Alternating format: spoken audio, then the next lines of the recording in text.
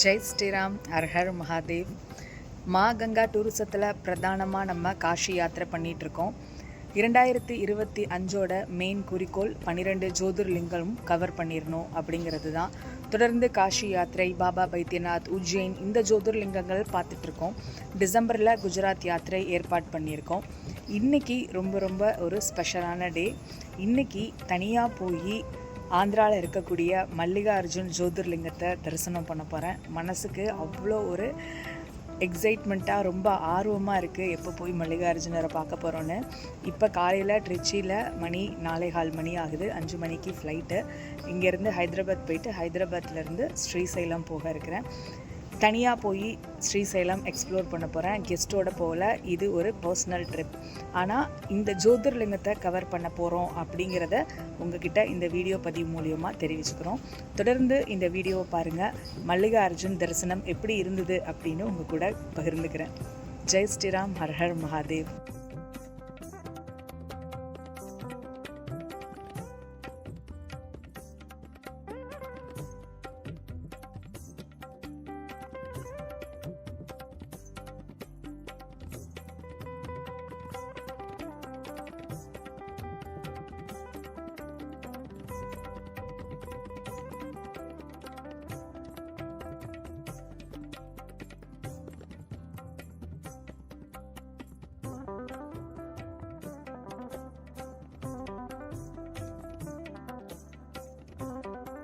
Her Mahadev.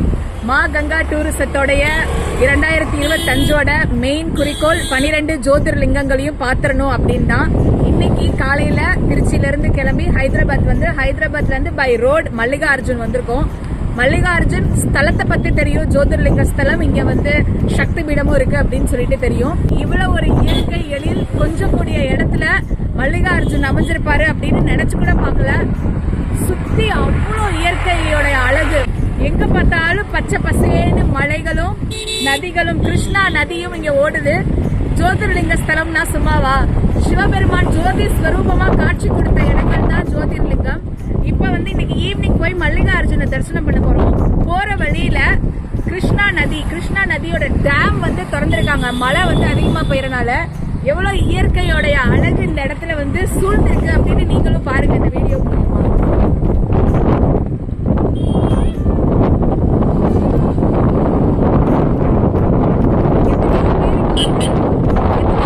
Jyotirlinga யாத்திரைகள் அப்படின்ற ஆசை இருக்கும்.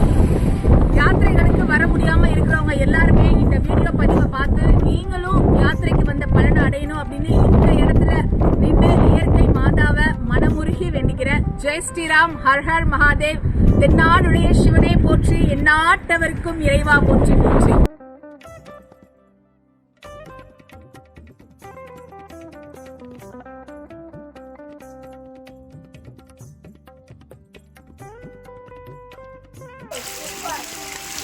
ஜெய் ஸ்ரீராம், ஹர் மகாதேவ். நம்மளோட மா கங்கா டூரிசத்தில் இன்னைக்கு நம்ம மல்லிகார்ஜுன் ஜோதிர்லிங்கம் தரிசனம் பண்ணுறதுக்காக வந்திருக்கிறோம்.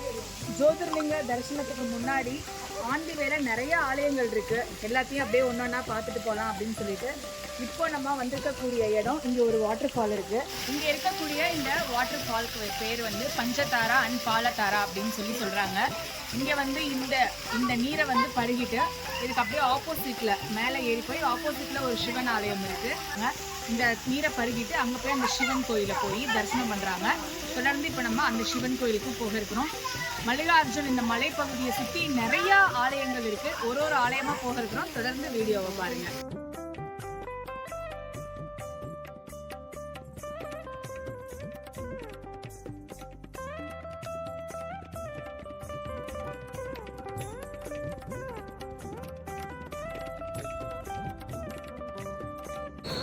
ஜெய் ஸ்ரீராம். மல்லிகார்ஜுன் ஜோதிர்லிங்க தரிசனத்துக்காக வந்திருக்கிறோம். போகிற வழியில் நிறைய ஆலயங்கள் தான் இருக்குது.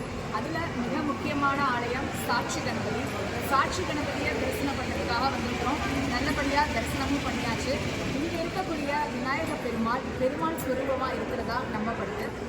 இங்கே வரக்கூடிய பக்தர்களுடைய பாவ புண்ணிய கணக்குகளை சரிபார்த்து சிவபெருமானிடம் யாருக்கெல்லாம் கைலாய பதவி கொடுக்கலாம், யாருக்கெல்லாம் கைலாயம் கொடுக்கக்கூடாது அப்படின்னு இங்க இருக்கக்கூடிய விநாயகர் தான் சரி பார்த்து சிவபெருமானுக்கு சொல்றதா நம்பப்படுது.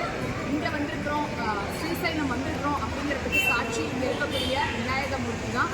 நல்லா பிரார்த்தனை பண்ணிக்கோங்க, உங்களுக்கு இந்த மாதிரியான ஜோதிர்லிங்க யாத்திரைகள்லாம் கிடைக்கணும். ஜெய் ஸ்ரீராம், ஹர் ஹர் மகாதேவ்.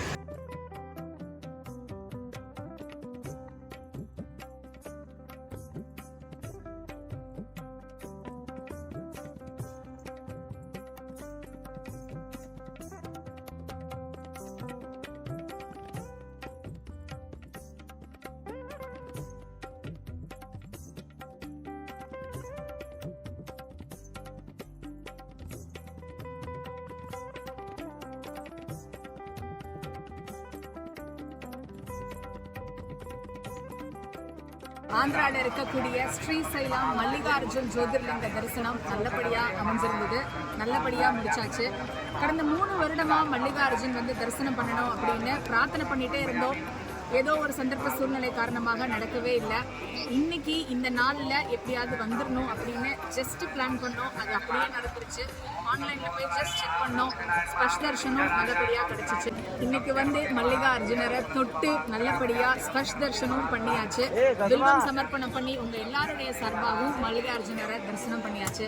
காஷியில போய் பல வருடங்கள் இருந்த புண்ணியமும், நர்மதை நதிக்கரையில பல மாதங்கள் செய்த தவத்தோட புண்ணியமும், காஷியில கங்கையில போய் ஸ்நானம் செய்த புண்ணியமும் இங்க இருக்கக்கூடிய மல்லிகார்ஜுனரை வழிபாடு பண்ணும்போது நமக்கு கிடைக்குது அப்படின்னு நம்பப்படுது. கூடவே உள்ளவே சக்தி பீடமாகிய பிரம்மாபிகாவும் உள்ள இருக்காங்க. அம்பாளுடைய கழுத்து பகுதி விழுந்த இடம். நந்தி பகவான் இங்கேதான் அவதாரம் பண்ணியிருக்காரு அப்படின்னு சொல்லப்படுது. நந்தி பகவான் இங்கேதான் தவம் பண்ணி சிவபெருமானுக்கு வாகனமா ஆனாரு அப்படின்னு இந்த இடம் அத்தனை ஆன்மீகத்தனத்தை உள்ளடக்கிய ஒரு இடம். நீங்களும் பிரார்த்தனை பண்ணுங்க, உங்களுக்கும் இந்த மாதிரி ஜோதிர்லிங்க ஆலயங்கள் தரிசனமும் திவ்ய தேச ஆலய தரிசனமும் கிடைக்கணும். சீக்கிரமா மா கங்கா டூரிசத்துல மல்லிகா அர்ஜுன் ஜோதிர்லிங்க யாத்திரை ஏற்பாடு பண்ணுவோம். வர இருக்கக்கூடிய மாதங்கள்ல இந்த யாத்திரையும் ஏற்பாடு பண்ணுவோம். உங்களுக்கு மா கங்கா டூரிசத்துல வரக்கூடிய வீடியோவை பார்த்தீங்கன்னா அடுத்தடுத்து என்ன யாத்திரைகள் நடக்கும் அப்படின்னு நீங்க தெரிஞ்சுக்கலாம். சிவபெருமானுடைய அனுகிரகத்துல இந்த மாதத்திலே உஜ்ஜைன்ல மகாகாலேஸ்வர், ஓம்காரேஸ்வர், காஷியில விஸ்வநாதர், இன்னைக்கு இங்க மல்லிகார்ஜுன் எல்லா ஜோதிர்லிங்கங்களையும் தரிசனம் பண்ணிட்டு இருக்கோம். இந்த வருடத்துக்குள்ள 12 ஜோதிர்லிங்கங்களையும் தரிசனம் பண்ணிடணும் அப்படிங்கிறது தான் இந்த வருடத்துடைய முழு நோக்கம். இந்த இடத்துல இருந்து உங்க எல்லாருக்காகவும் நீங்க தரிசனம் பண்ண புண்ணியம் கிடைக்கணும் அப்படின்னு சிவபெருமான உள்ளன்போட மனமுருகி வேண்டிக்கிறேன். நம பார்வதி பதையே ஹர ஹர மகாதேவ். தென்னாடுடைய சிவனை போற்றி, என் நாட்டவருக்கும் இறைவா போற்றி போற்றி. குருவே சரணம். ஜெய் ஸ்ரீராம், ஜெய் ஜெய் ஸ்ரீராம்.